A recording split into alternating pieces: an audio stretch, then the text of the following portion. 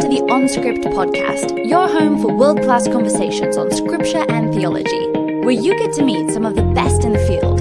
Visit us at onscript.study. Say hello on Twitter at OnScriptPodcast and stop by our Facebook page at facebook.com/OnScript. Hello, friends. Welcome to OnScript. This is Amy Brown Hughes, a co-host for the podcast with Matt Lynch, Matt Bates, Aaron Heim, Drew Johnson, and Chris Tilling. Today, I have the pleasure of speaking with Michael Bruner, Associate Professor of Practical Theology at Azusa Pacific University, about the intersection of art and theology, especially literature and film. Michael and I met a couple of summers ago when we both had the privilege of participating in the Lilly Fellows Program's summer seminar for college teachers. 12 of us, selected from theology, art history, and Christian ministry departments from around the country, Catholic as well as various denominations of Protestant, spent 3 weeks talking art and theology in Orvieto, Italy. It was very hard work, but we soldiered on. Some of my favorite moments during our time there were in between our sessions over a long dinner or resting in the sunshine during a hike to a monastery where we just talk. It was during one of those conversations that Michael shared about his love of Flannery O'Connor and his work on her for his dissertation, among other projects. His ability to connect his love of film, literature, even and especially difficult stories like those O'Connor writes with theology was as instructive as it was a joy to listen to. I'm thrilled to have the opportunity to introduce him to you, dear OnScript listeners. We'll talk about the discipline of practical theology, the intersection of art and theology, what it's like to write a screenplay, and of course his recent book, A Subversive Gospel, Flannery O'Connor and the Reimagining of Beauty, Goodness, and Truth, published with IVP Academic in 2017. This is a wonderful book, and I'm delighted to get to talk about it today. Welcome, Michael. Buongiorno, Amy. So, let's get to it.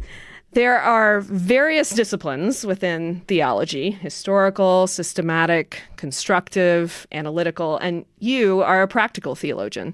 Could you start us off today by talking about what practical theology brings to the table and what your journey into practical theology looked like?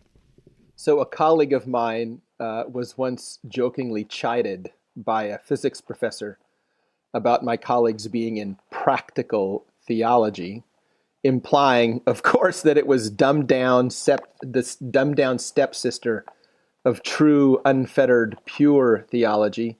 So my colleague, in a moment of divine inspiration, turned the question around and asked the physics professor, who happened to work in a specialized field of physics, what on earth is applied physics?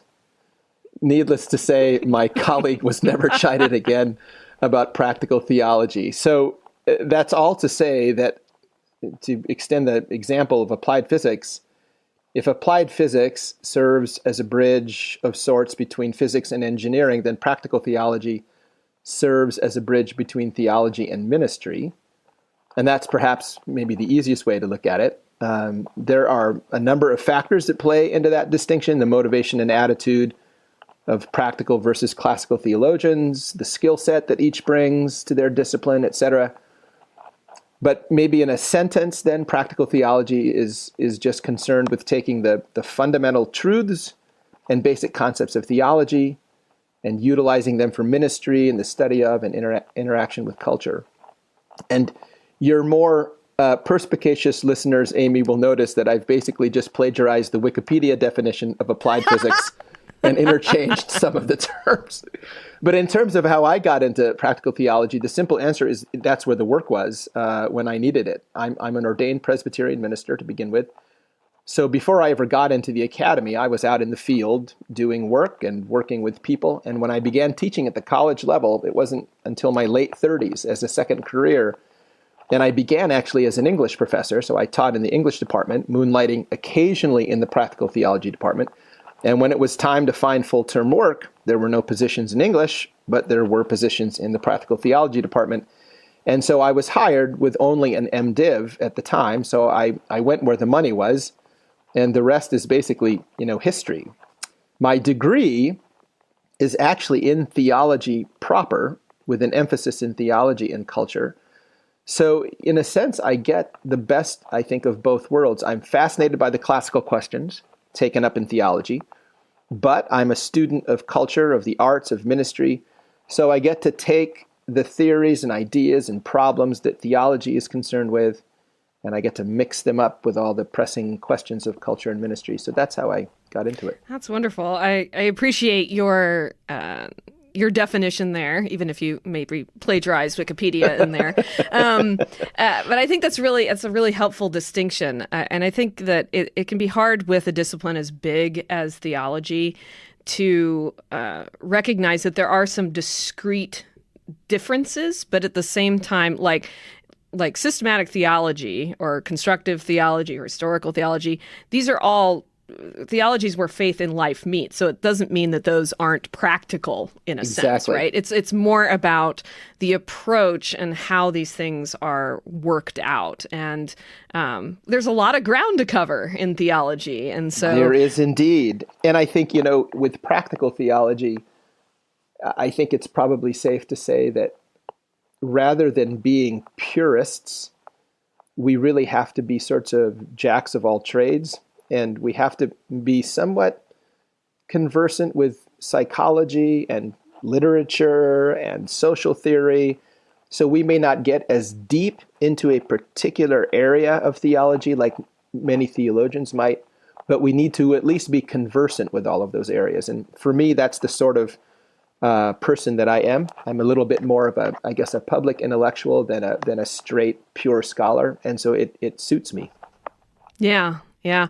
It's interesting. A couple of years ago, I was having a conversation down at Yale with Miroslav Volf, and we were just talking about theology in general. I don't remember what the context was, but he made this comment and stuck with me that really the future of theology mattering is in practical theology. And that's really stuck with me because, I work with a practical theologian here at Gordon, and just seeing sort of what that discipline is just really sort of blossoming over the last several years, and really seeing a lot of work coming out in bridging not just the gap between like the academy and the church, which of course everyone's supposed to do as a theologian, but also really addressing very specific issues that really need attention. Like with you being someone who taught English and has that you bring that to bear in this book. Like this book would not have been what it was without your training in English literature. Well, right? And I joke actually, I think that's probably true. I hope so. But I joke with my theology colleagues at APU that they do very important work that was really founded on the work that Paul did. And we over in practical theology do the work that Jesus did. So that puts things in perspective. But their work is important. The work you do, Amy, is very important. Yes, it is. But that's for another time. Time. Yeah. So let's turn to Flannery O'Connor. So what was it about her that drew you as a pastor and a theologian to work so closely with her and to write this book? Well, it's interesting. I was really only introduced to O'Connor in a formal way when I was asked to write a screenplay adaptation of her novel, The Violent Barratt Away, which I talk about in my book. I had taught some of her more anthologized short stories in my Intro to Lit courses, but it wasn't until my friends Scott Derrickson and Ralph Winter asked me to do this screenplay that I really dove into her work. In fact, I lied to them when they asked whether I'd be interested if I had read the book, The Violent Barratt Away. And I said, well, yes, naturally, of course I have. But I hadn't, so I read it very quickly. And that was my first real introduction to her in the middle of my Ph.D. program. In retrospect, I should have seen this coming. I've always been fascinated by the intersection of beauty and terror. You could almost say that it's been a preoccupation of mine. And I honed some of those instincts reading the poet Rainer Maria Rilke and G.K. Chesterton, his fiction in particular. But it wasn't until I had a proper introduction to Flannery O'Connor that I saw what I now still believe are the deep and profound possibilities of that intersection in everyday living. I think that the intersection of beauty and terror is something that O'Connor does so well. She takes the exigencies of life, right? The essential brokenness of humanity, the darkness that hovers at the edges of existence, that occasionally explodes right in the middle of it all, right into our laps. And she sort of baptizes them with this profound theology that sanctifies those occasions, that brokenness. And she does it without a hint of sentimentality. She despised sentimentality of any kind. So I realized almost immediately that she was my sort of spiritual doppelganger. And it didn't occur to me until I really got into her work that her preoccupations and interests with the intersections of light and darkness, of good and evil, of beauty and terror, that I was interested in, those very same intersections that we were both interested in, resonated with me, and I was bedeviled and vexed by the very same things that she was. And basically what I've come to realize, Amy, in just the last few months, is that what Flannery O'Connor was doing, I think, and what I'm so fascinated by, is what I would call a creative theodicy. How do we explain the nature of evil, not in a technical, theological way necessarily, but in a creative way? How do we render that in fiction, in music, in art, in life?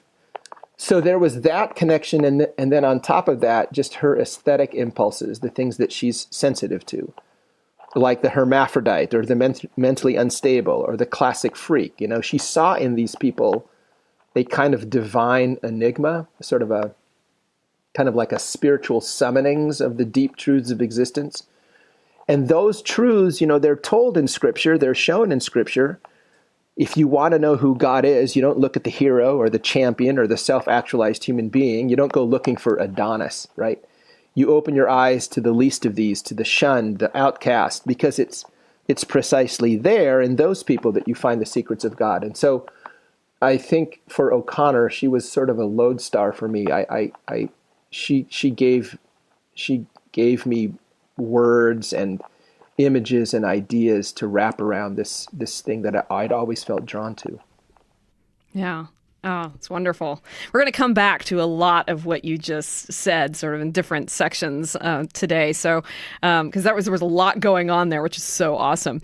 So you open your book directly with your thesis. So we'll start there. I'll quote it. This book makes the argument that through her fiction, Flannery O'Connor subverted the conventional notions of truth, goodness, and beauty. Making up a word there, not merely from a position of Christian dogma, but out of an aesthetic impulse. Would you unpack your argument for us there? No, it's thick. You know, that sentence was one of the last that I wrote for the book. I just wasn't satisfied with sort of the soft pitch I was throwing at my readers. And I thought, I just need to lay it out there. I need to say exactly what this is about, and that will actually help not only the reader, but it'll help me frame the book in a better way. And so that, what you just read, was one of the last sentences that I put in the book. And I guess my last answer that I gave just a minute or two ago sort of anticipates that question, doesn't it? O'Connor understood that in a world turned upside down by sin, if that is true, if the effect of the fall was in some ways literally to reverse everything, even time, so that now the longer we lived, we were moving towards death. If that world is upside down and backwards, and Chesterton makes a lot of this, G.K. Chesterton does, then it stands to reason that the truth, beauty, and goodness of God will appear upside down to those with eyes to see and ears to hear and minds to understand. So things won't only appear through a glass darkly, like Paul writes, but they'll often appear like through a funhouse mirror, right, that distorts everything. And this resonated with my own experience growing up in the third world, in the Philippines. I was born and raised there. And I had a firsthand introduction to extreme poverty, and my friends who I played with and I grew up around didn't have the sort of amenities that my family had. And we lived in a very simple home at the end of a dirt road, where there was no hot water, no radio, no television. I mean, I literally was born and raised in the 19th century. So this notion of things, beauty, truth, goodness, these classical ideas we inherited from the Greeks, as yes, there are those elements that are obvious about those three things, but there's so much more of life that appears to be broken and violent and terrible, and how do I reckon with that? So O'Connor's understanding that, she never explicitly states it this way, but that those characteristics of God will appear, they won't appear as themselves necessarily in our own experience. Well, this just resonated with my experience, and it just made deep, deep sense to me. O'Connor, herself was essentially a cripple most of her adult life. She contracted lupus at the age of 25, and she died from it at 39. So this woman, who herself was an outcast, could see the truth, beauty, and goodness of things from this existential perspective. She didn't revel in her brokenness. That would be, I think, to make a virtue of sin. But she tolerated it. She even called it a grace that she could see with one eye squinting. But she knew it was, in a strange and mysterious way, a means of grace for her. And not grace itself, right? But a means of grace. It's the way that grace came to us, was through a broken body, through the shed blood of the sacraments, through our own experiences. I watched a play once, I'm forgetting the name right now, when I was at Princeton Seminary. And the line, "Grace always comes through a wound." And this was O'Connor's effective aesthetic mantra. So if you want to understand the disease of alcoholism, for example, you don't take the word of an alcoholic who may or may not be willing to admit that he's even struggling with the disease, nor do you just open a textbook. The best source of information for what the disease is comes from a recovering alcoholic, which is, I think, precisely why the 12 steps of AA are so, ubiquitous and helpful. It takes a sinner to know a sinner, but it takes a sinner on the slow road to redemption to know the truth and essential goodness and beauty of this broken but sanctified life. And this is what O'Connor was. She didn't revel in her brokenness. She tolerated it. She accepted it. She understood it.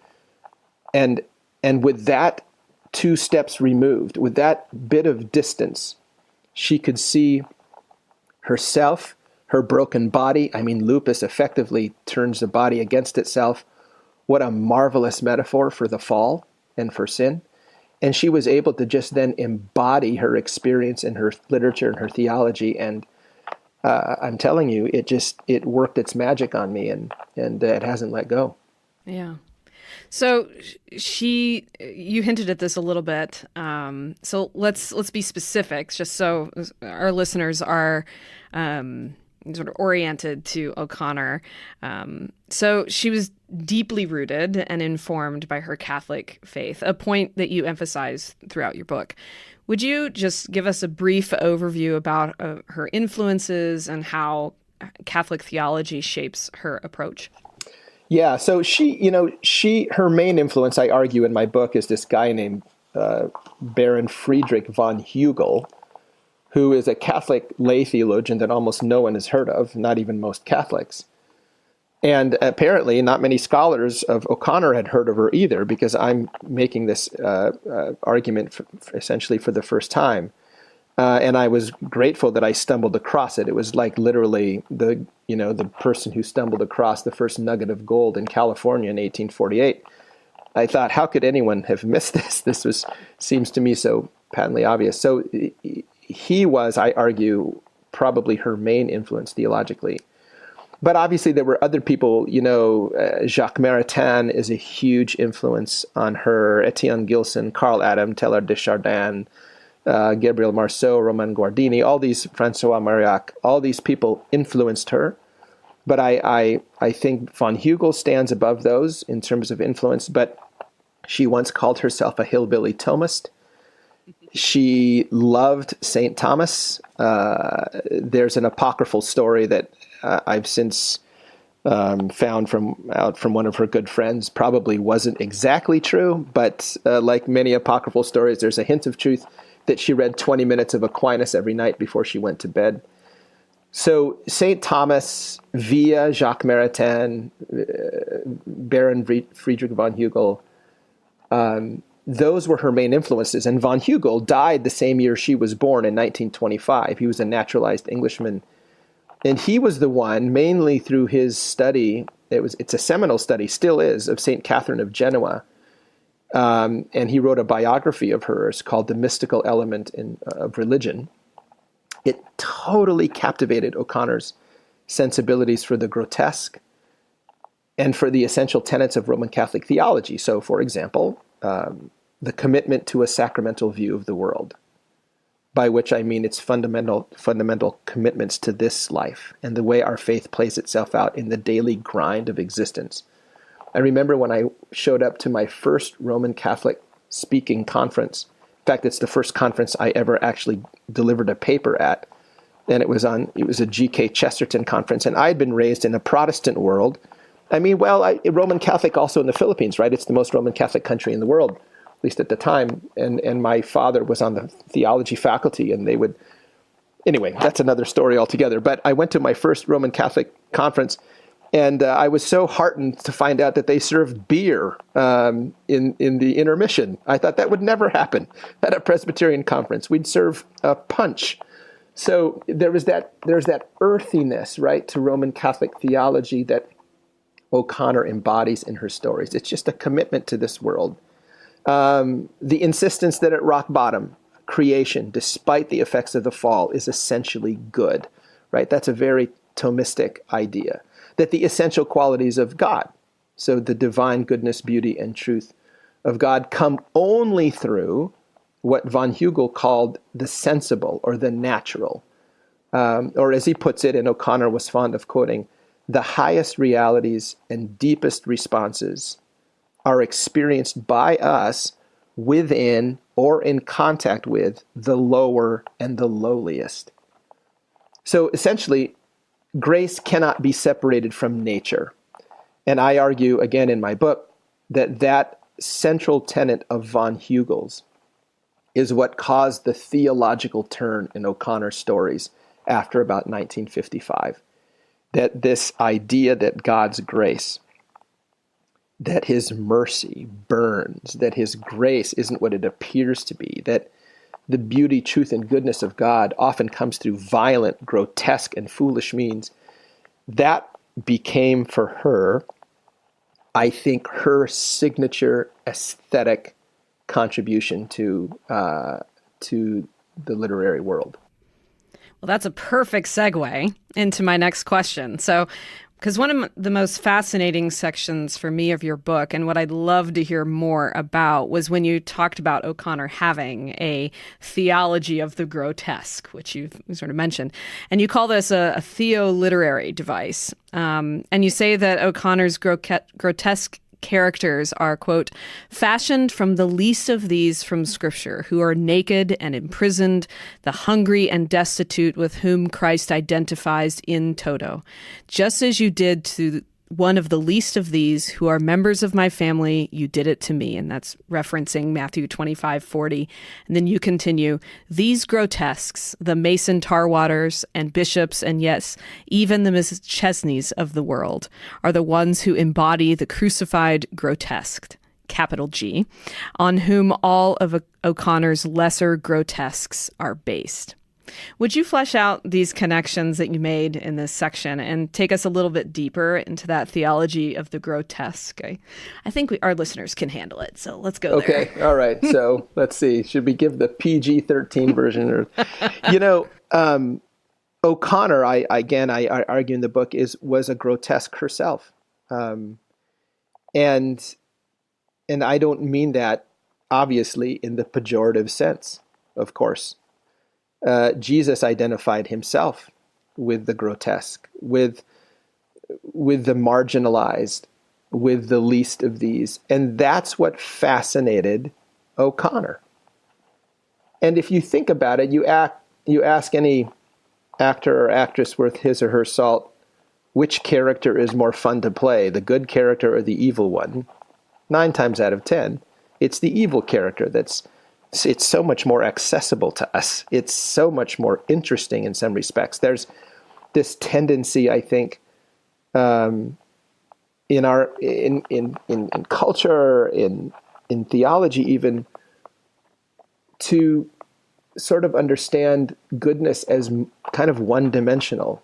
Evil, on the other hand, well, there are all sorts of dimensions to evil that we can play with and talk about and unwrap. And I think what O'Connor understood was that, okay, so evil is the low-hanging fruit of our existence. It's so accessible. It's the one thing we can all admit exists. I mean, Chesterton makes the point that evil is the one thing that we can admit about the world, and we actually have visual proof of it. So I think the irony of that, of course, is that it's through the grotesque characters in her book, through the hermaphrodite, through the things that happen. I mean, a woman gets gored by a bull at the end of one story. A young boy drowns himself in the river at the end of another story. Another boy hangs himself from the rafters so he can be with his mom. All these terrible things that happen. And they sometimes, and maybe even often in her stories, happen to kind of terrible looking people and terrible acting people and country bumpkins and people that we would never, ever want to associate with. She takes that trope really in literature and imbues it with theological profundity. And she says, do you understand that trope in literature comes straight out of the scriptural witness? That if you look at the heroes of the so-called heroes of Scripture, they were losers. They were adulterers and murderers and fools that had been, they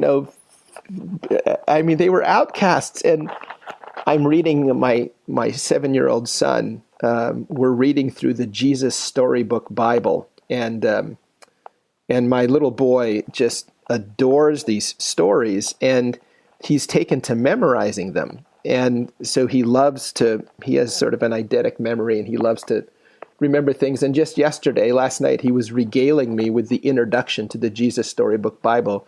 And it goes something like, one thinks the Bible is about heroes, but really, these people aren't heroes at all.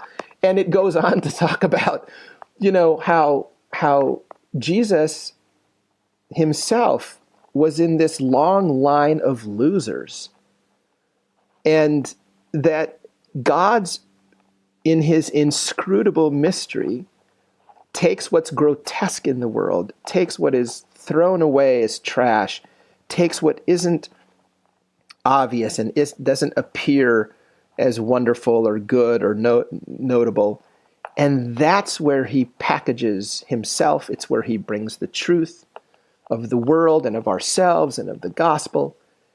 And that's what O'Connor does in every single one of her stories. There is always someone or something that is grotesque that happens in every single one of her stories.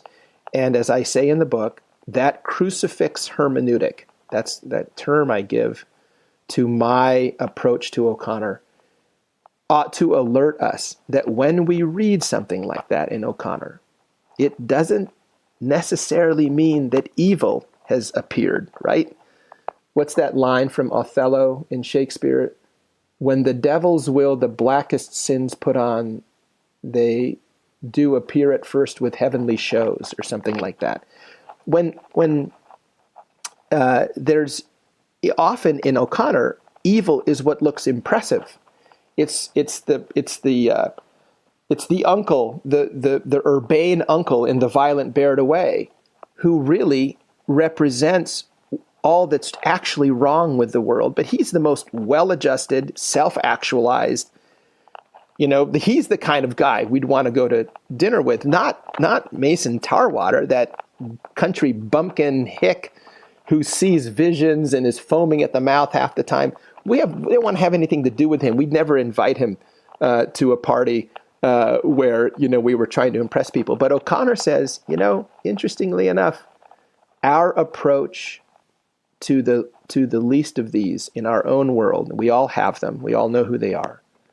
Our approach and relationship to them is a wonderful indicator, a barometer of our relationship to Christ. And if we're not careful, we will unintentionally want to stay as far away from Christ as we possibly can. And I just find that whole thing so compelling and frankly frightening, scary. It's horrifying. So let's turn to your chapter on O'Connor's second and final novel that you just referred to, The Violent Barratt Away. So I hadn't read this before, but I decided to put your book down when I saw the chapter was on this and read the book before coming back to your engagement with it. Good for you. Great. I wish every reader of my book would do the same. That's great. And I highly recommend that. I absolutely devoured her book in about 24 hours. It was masterful. I couldn't put it down. And as I read, I found my expectations and momentary conclusions about characters continually challenged and then roundly struck down. So reading this book pushed at my instinct to rely on snap judgments and to take sides. Its sharp edges chastened me and brought me to a depth of reflection that most novels would never dare to impose on a reader. And O'Connor thrusts us into this messy, sacramental space between death and life and sort of just leaves us there. And it's uncomfortably dark, but it's also a mercy. So how did you navigate O'Connor's sacramental language in this novel specifically, and more generally as a Protestant? How has O'Connor informed your understanding of sacrament? Well, that's a great question. Well, I've become a transubstantiationalist. I believe in transubstantiation. Her theology, as you rightly say, and as I talk about in my book, it's not, a lot of times the impulse among Christians when talking about art is, what is the redemptive quality in this? What's the redemptive? Well, I don't know if that's the way. Well, in fact, I'm quite certain that that's not the way one ought to approach O'Connor stories. One ought to ask, as you're asking, what's the sacramental element in her stories? Because, what happens at the sacrament, obviously, as Christians, we believe is redemptive. But the question of sacramentology and redemption are two, though related, obviously, deeply, they are separate concerns. And O'Connor's work is not redemptive in the traditional sense, but it is, as you say, deeply sacramental. And her language, it was just so imbued with not only terrible visions and grotesque characters, but there was, some absolutely gorgeous passages in that story, talking about the burning red sun hanging over the woods after Tarwater has drowned / baptized Bishop, the quote unquote idiot child of the novel. These riotous colors come out, and there's a point that O'Connor is making, which is that when we recognize the sacramental nature of life, when we understand that God's truth and goodness and beauty only comes through the material world. There's no other way it gets to us. Even if it comes to us as a vision, it's nonetheless mediated by our own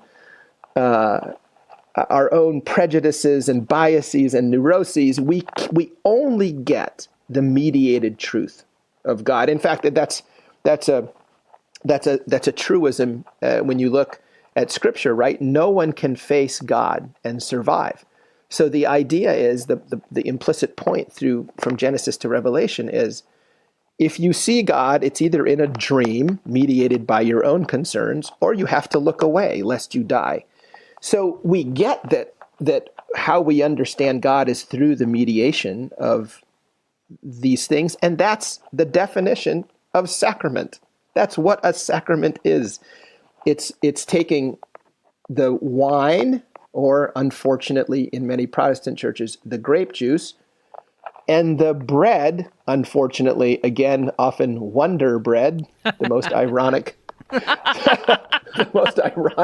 thing you can serve in a church.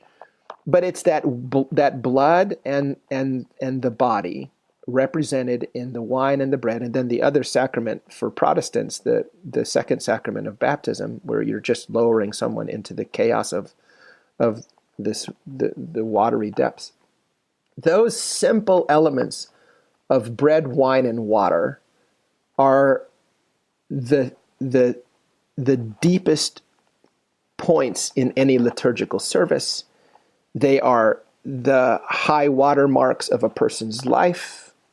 They are, or at least ought to represent for us, the deepest mysteries of the faith. And what I find so instructive, Amy, about O'Connor's work, about Roman Catholic theology, is that the deepest mysteries of God are actually the most tangible realities of life. I think too often, and Kathleen Norris talks about this in her book Amazing Grace, when she spent a lot of time with Roman Catholic monks in these monasteries, and these monks were often be asked by some well-meaning folks, so what's something mystical that happened to you today? And the monk would sort of stammer and say, well, I went to church. And the idea that O'Connor so beautifully renders in her stories is that, look, the most mystical things that happen, they're often the dirtiest, messiest, they're just so pedestrian. They're embodied in often terrible looking things and horrible experiences. I challenge my students often in my Intro to Theology class that we call CLFM, Christian Life, Faith, and Ministry, which doesn't exactly narrow it down as a topic. But I often will challenge my students in the middle of the semester. I'll ask them, okay, I'd like to hear from a few of you. What are some experiences of God that you've had? And in 15 years of doing this, Amy, I've never once had a student bring up something unpleasant. Or if it was, there was a redemptive end to it that you could tie a bow around. So I challenge their theological aesthetic, and I say, do you think it's possible that in some difficult circumstances of life, in ones that maybe haven't even been entirely resolved, do you think that God is present in those? Do you think that those might actually be more informative of who God is and who you are in relationship to God? Can we sort of throw those experiences into the mix and maybe sort of expand our toolbox? And the students always find that challenging and instructive, I think, because they start to realize, oh, maybe some of the terrible things that happen are actually ordained by God. And that would make sense, wouldn't it? It doesn't mean that every terrible thing that happens is ordained by God. That's just, that's ridiculous. But it does mean that a lot of the things that we find in our own lives that are challenging or difficult or hard, or things we consider ugly, foolish, stupid, that maybe actually that's where God is residing. That's where he's hiding. And O'Connor, her stories, her essays in Mystery and Manners, her letters in The Habit of Being, her life, I mean, to me, God was as present in her as a writer as God is in any writer I've ever encountered. And she was a cripple. She was a cripple, as I say in my book, with an attitude. She spurned the academy and sort of the ivory tower trappings that go with it. She lived with her mom on a little farm outside of a little town in Georgia. She was a subversive. That's the term I use for her. And so maybe this is a way, forgive me for going on and on. God's truth, beauty, and goodness subverts our categories and then baptizes them. We just have to allow it to happen. Mm-hmm. And near the end of this section, on when you talk about the violent bear it away, you have this lovely section that I'll have you read here in a moment, where you talk about her theology being acidic and hard medicine, and how her stories are an antidote to nihilism. So would you go ahead and read that paragraph, and then would you just speak just real briefly about, because I think you've already been hitting on it, about like there's this grotesque end that she is sort of in and talking about, but there's something there about how God is there, and so that sacramental vehicle, as it were, becomes a place to turn against nihilism. So if you wouldn't mind reading that and then maybe addressing that piece. To walk the narrow path of belief was to walk in the, quote, bleeding, stinking, mad shadow of Jesus, end quote. Which is why in O'Connor's stories, the terror of God is the plight of the believer. That's where the drama lies, not in her character's condemnation, but in their redemption. The gospel, for all its good news, is tar water to the reluctant, recalcitrant prophet and lackluster, lukewarm believer. It is thus easy to see how O'Connor's stories were not written principally for the non-believer, who would have likely missed the depth of her stories, but for the presumptive believer, who in the 1950s and early 60s counted for much or most of the American populace, who saw their nationality as conferring on them automatic Christian affiliation, but who nonetheless were, O'Connor believed, for all their presumption, almost as deaf, dumb, and blind as the atheist. It is precisely to them that she felt the need to shout and draw startling images, not to the deaf, but to the hard of hearing, and not for the blind, but for the almost blind. This was the audience, ironically, who did not hold the same beliefs as O'Connor, not the pagan North, for which God appeared to have vacated the premises, but the believing South, a place that Christ still haunted. Her theology is acidic, but only to those who already believe. The grand irony in this, of course, is that it is only those who unwittingly share her beliefs, or at least claim they do, who really feel the sting of her stories. And it is in this sense that the typical O'Connor reader vicariously experiences the same fierce treatment her believing or half-believing characters do. She is hard medicine, and her stories are a fierce antidote to the nihilism she claimed pervaded the air we breathe. Quote, "If you live today, you breathe in nihilism. In or out of the church, it's the gas you breathe." End quote. Yeah, I'm glad that you picked that paragraph out, because in some ways it's sort of a nice distillation of my whole book. And I think this is what I just find both so bracing and so beautiful about her stories and about who she was as a person. I mean, her stories are in some ways a direct extension of herself as a grotesque, as someone who is in the thick and throes of the redemptive project. And I think it's, her real audience was the sort of the erstwhile believer, the one who comfortably fits themselves into the Christian faith, who can have sort of their existential cake and eat it too, right? Oh, I can follow Christ, but I can also be concerned about money and have a 2-car garage and 2.5 children and drive a Volvo with a white picket fence in my yard. All of those things can happily coexist for me, and that was precisely the sort of thing that O'Connor found so reprehensible about modern life, was that we had, in some ways, gentrified evil. We'd made it acceptable. We'd turned it into something kind of tawdry and innocuous so that we could somehow justify our salvation while at the same time nurturing our capitalistic instincts, if you want to put it in more raw terms. And O'Connor just she doesn't let us get away with it. Oh, that's wonderful. So you mentioned early on in the book, so shift gears into a question of process here.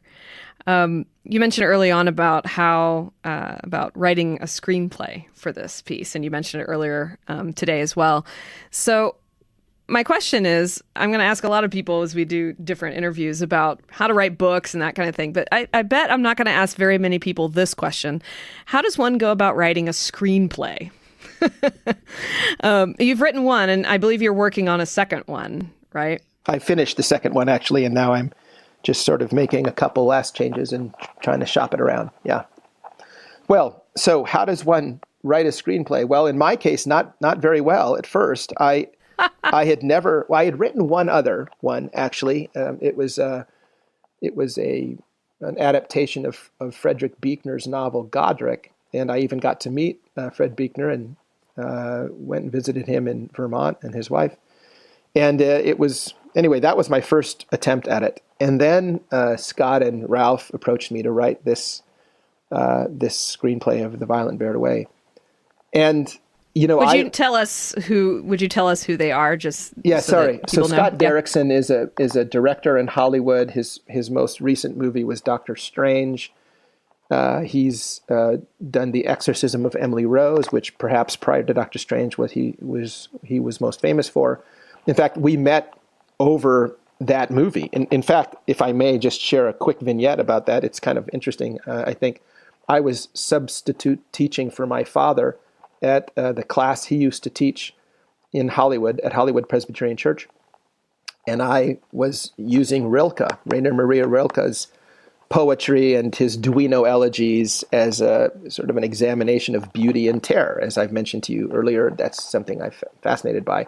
Well, Scott Derrickson happened to be in the audience that day listening to the class, and I didn't know who he was. And he sent me an email later asking if I'd be willing to meet with him because he was just about to receive the police recording, the actual tapes and the pictures that came with the exorcism of Annalise Michel, who is the character in the movie, The Exorcism of Emily Rose. The name is changed.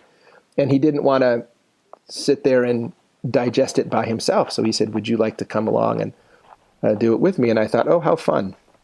So Wow. we had a bottle of wine and a couple of steaks on the Barbie, and then sat down and put in the Maxell cassette tapes and listened to The Exorcism and looked at the photos of this young woman who died in the process of performing the exorcism. And of course, the conceit of the movie is that the priest is put on trial for her death. So now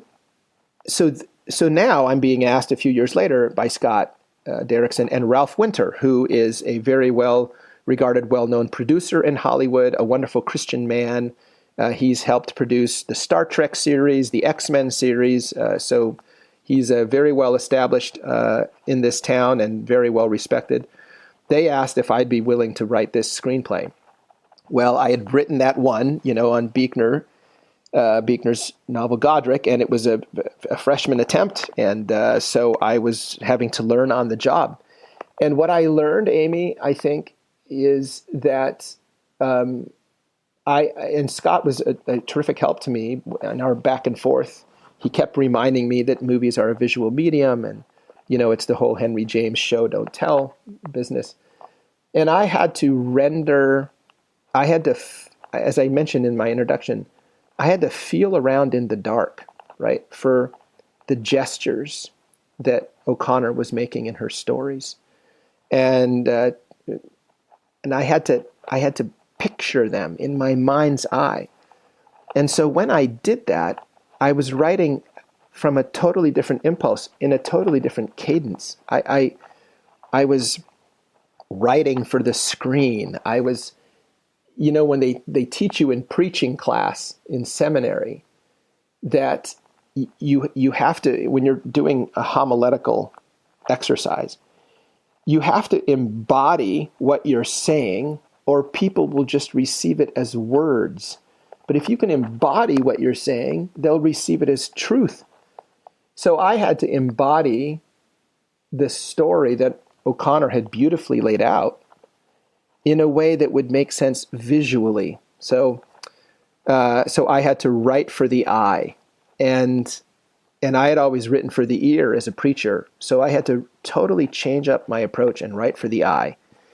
And that made me see O'Connor in a way that I don't think most scholars were forced to look at her. That I had a different perspective on her. And I think it's what led to some of the insights that come from the book, because I approached her not as a reader, but as a writer. And I did the unthinkable. I tried to put her words into my own words, which is, anathema to anyone who's concerned about literature and culture. But I had to do it. It was what I was being paid to do. So I was able to kind of stumble my way through this process. And I think I came up with a pretty decent screenplay, but that's a whole other story down the road about why it was never made into a movie. And it's a long and arduous and boring one that we don't need to go through here. So Well, let's take a couple minutes and go into our speed round. So I'm going to ask very quick questions just off the top of your head, real short. Just which Disney princess are you and why?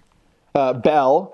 I am Belle because I'm always attracted to the horrifying beast who I am trying to redeem into the beautiful prince or princess. Just change up the gender a little bit, and that's who I am. Tea or coffee? Definitely tea. Whenever I go to Starbucks, I always get a 2-pump chai with no water, so I'm very much a tea guy. And tea is just a lot more accessible than coffee. We all know, all adults know that secretly coffee and beer don't taste good, but we have to pretend that they do. Well, I think you just alienated some of our audience, but we'll let that go. Okay. So, what's your comfort movie? Oh, my comfort movie is probably Never Cry Wolf. It's a movie sort of loosely filmed like a documentary about a National Geographic explorer who was sent up to the Alaskan tundra to figure out what was happening to the wolves or the caribou. Their population was being decimated, and he wanted to know what was going on. So it's this fabulous movie that I turn to all the time. I love Never Cry Wolf. That's awesome. So what's the most significant book in theology for you in the last 50 years? G.K. Chesterton's Orthodoxy. Ooh, good choice. What is the weirdest question you've been asked by a student or a child? Well, I think maybe most recently my son asked, the weirdest question asked by a student or a child. Oh boy, I was just realizing that question that my son asked would not be appropriate to share in the air. What's the weirdest question? Pass. Sorry, all right. I can't think of one. Oh, I get okay. so many weird questions on a weekly basis, I can't filter through them. What superpower do you wish you could have and why? Well, I used to say in my more voyeuristic seasons that I could be invisible so I could eavesdrop on people's conversations. But I think the fact of the matter is I want to fly. I want to be able to fly places just for fun, for no other reason than just to levitate myself. Do you have any unusual phobias? No, I don't think any of them are unusual. I mean, I'm afraid of the same things a lot of other people are. Death, hell, the devil. Yeah, I'm not. There's nothing. I love how you went there. Not snakes, not spiders, but death, snakes and spiders. hell. Hey, Amy, I grew up in the third world. I grew up in the Philippines. We used to have spider fights on sticks, and I lived where king cobras share space. I'm not. Nothing creeps me out too much. What's one idea in theology that you think needs to die? Well, this is probably an answer that you hear from a lot of your guests, at least I would hope so, but the idea that God blesses us with wealth. That needs to die, and it needs to die fast. I think, and what people always do is say, well, look how Job ended. Well, yeah, Job ended, with everything returned to him tenfold, but typically that's not the way that God works, and it's the exception that proves the rule, I think. And if you talk to any biblical scholar, they'll say the end of Job isn't exactly part of the original story. But in any case, that's another conversation for experts better than I. So the health and wealth gospel, I think, is the most pernicious thing that's happened to modern theology in the last 500 years. And what project are you working on now that you're most excited about? Well, there's one project that I'm excited about. Is I've just finished this screenplay, and it's loosely adapted from Stephen Crane's short story, The Open Boat. And I am in the process right now of just making up some last-minute touches and changes, and then I'm going to try to shop it around and see what comes of it. So that's a project that I'm working on, and I'm very excited about. Very cool. Very cool. So just a couple more questions for you. You include a wonderful little addendum at the end of your book titled Literature as Liturgy, which I have to confess I wish was longer because it was awesome. Would you chart a path for us of how Flannery O'Connor and other examples of challenging literature, Christian or not, can serve the church liturgically? Literature serves the church liturgically by showing rather than telling, right? So it's that time-honored adage of Henry James, show, don't tell. And what literature does particularly well, good literature, is it shows truths. It's not didactic. It's illustrative. It's often allegorical. It's picturing truth on the screen. It's writing for the screen. It's doing what a screenplay does. So literature, I think, is all too often not used in ways that I think the church would really profit from. I think we need to take books like Mary Shelley's Frankenstein, where what's happening there is sort of the anti-creation. We could use some of the lines from her book and literally incorporate it into a liturgy of confession, right? So we could use something like that. We could use G.K. Chesterton's The Man Who Was Thursday as a way of picturing what goes wrong with the world and how it doesn't appear that way. We could use, you could go on and on with talking about Joseph Conrad's The Heart of Darkness. There's so much rich material in literature. Shakespeare is where we would all start. Dante's Commedia is a fabulous place to go, where I just don't think the church churches in general often enough, take the best that we have of literature and use that show-telling quality in the average church service. And I think church would be so much richer if we brought the best of our literary traditions into more active play in the life of the church. We talked about this in Orvieto, didn't we, as artists and theologians who were gathered around these marvelous meals that Maria would make for us 3 times a day. And we would talk about that intersection and what is that? How can we make the church a richer place? And for some people, I think that's kind of the wrong question to ask, or it's the wrong way of putting it. Like, the church is a rich place because God is present. Well, yeah, absolutely it is. But we can either make it more boring or more rich by our contribution to it. And I think bringing in great literature like O'Connor and finding the kernel, finding some of the more pregnant truths of the stories and even the films that we watch. I teach a class on theology and film, and we intentionally don't watch any quote unquote spiritual films, Christian films, because that's anyone can glean a spiritual truth from films like that. Let's look at the more gritty, just real films that don't explicitly deal with any of those things, and let's practice ourselves. Let's train ourselves to look at, Buechner said, the job for every person is to find what's holy in each day. Well, why don't we take the average Christian service, if there's such a thing as saying the average Christian service, let's take the liturgy on Sunday, and let's inject into that fabulous, let's hope fabulous liturgy of the church, and let's inject it with these terrific stories and films and poetry and music. There was a wonderful article in the New York Times a few months ago by Michael Marison entitled, "There's More Religion in Bach's Brandenburg Music Than You Think," or something like that.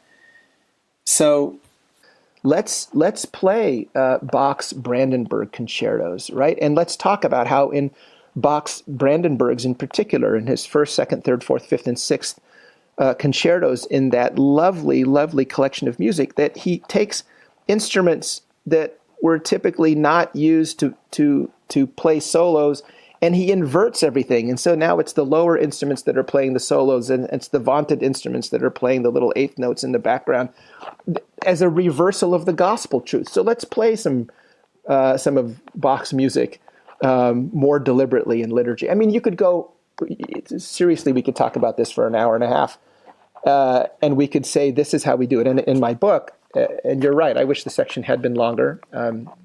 but maybe that's another book.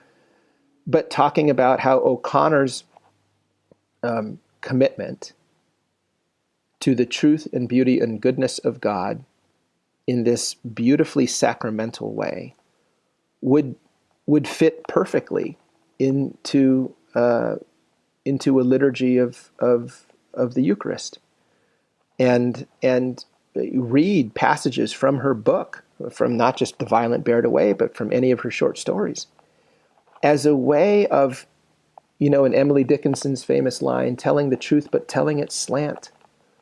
This is what literature does, right, Amy? It tells the truth, but it tells it slant. This is what music does. It's what film does. It's what poetry does. And no medium does it better than they do.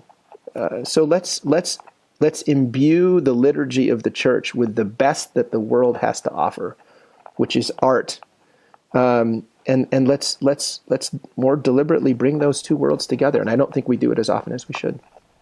Well, and I think maybe some of the response that some might have is like, oh, well, that's literature. Like, it sort of automatically takes on this kind of elitist cast, but if you pick up Flannery O'Connor, you're not reading something that is removed and sort of ethereal and, I have to have a master's degree to understand this. She's incredibly clear and approachable and gritty and there, and you can identify with her work. And I think maybe some of our hesitation with art in general is sort of a worry about how to sort of access.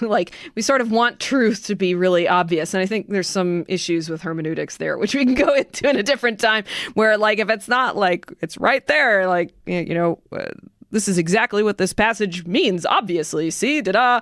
But I think that we sometimes sell our congregants short, including kids and people that don't have a lot of education. Some of my most enjoyable theological conversations have been with people who ask questions in a very real way and actually want a real answer. And isn't it, it's so true. And isn't it kind of this misguided postmodern impulse to assume that if you're telling a story or reading literature, you're somehow speaking to the highbrow among the congregation, when you and I knew and we learned when we went to Orvieto that the frescoes were for the unlettered people. You told stories, you used art to capture the minds and imaginations of precisely the people who were not educated. And yet we've somehow turned that on its head and assumed that if you're going to introduce art into the church, you're talking about some kind of highbrow, very specialized, sort of pretentious. No, it's just the opposite. We want to tell stories so that our kids understand it. I remember hearing Earl Palmer, a really wonderful and well-known Presbyterian pastor who was known for his engaging preaching, a wonderful preacher. And he said he was always preaching, his audience was always an 8th grader, someone, a young teenager, because if they got it, and C.S. Lewis writes for the very same reason. He says in some of his letters, if you can't explain it to a kid, you don't understand it. So I think art would serve exactly the opposite function of what people assume. It would bring those of us who may not be lettered, quote unquote, who may not have whatever. I think for everyone, it just becomes accessible. I mean, and after all, the Bible is at least literature. It's not just that, but that's the way God chose to share his revelation to us. And so there you have it. Literature is a part of Scripture and of the church, and has been for 2,000, 3,000, 4,000 years. So let's just extend the franchise. Love it. Well, what a delight it was to talk with you, Michael. I really enjoyed our conversation. Thank you, Amy. So did I. It was real fun for me too. Thank you. This is your host, Amy Hughes, with OnScript. We've been enjoying a conversation today with Michael Bruner, Associate Professor of Practical Theology at Azusa Pacific University. Michael has written A Subversive Gospel, Flannery O'Connor and the Reimagining of Beauty, Goodness, and Truth, published with IVP Academic in 2017. In addition to reading Flannery O'Connor again, or for the first time, I hope that you all would pick this book up. You'll find a link on our website, onscript.study. Thank you for joining me today, friends. You've been listening to On Script, delectable conversations on scripture and theology. If this episode has brought you inner peace or lit your biblical fire, please consider a small donation of just $2 or $5 per month. Information on how to donate can be found at onscript.study/donate.